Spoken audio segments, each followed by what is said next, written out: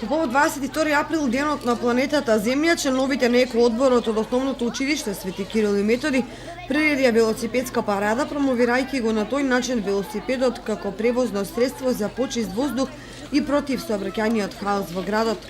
Учесниците на велосипедската парада ги промовираа велосипедите по улицата Глигор Апостолов Гочо, возејќи според сообраќајни правила, а изведуваа и екзибиции со велосипеди. Оваа година ние се одлучивме да биде тоа да дадеме акцент на велосипедите и велосипедистите, за кои сме свесни дека се повеќе граѓани користат велосипедите, свесни сме дека се повеќе се користи велосипедот, меѓутоа наидуваат велосипедистите на голема небезбедност на сообраќајниците. Значи, нашата порака со оваа акција ќе биде почитувај го велосипедистот заради тоа што тој не прави гужва во сообраќајот, напротив ја намалува гужвата.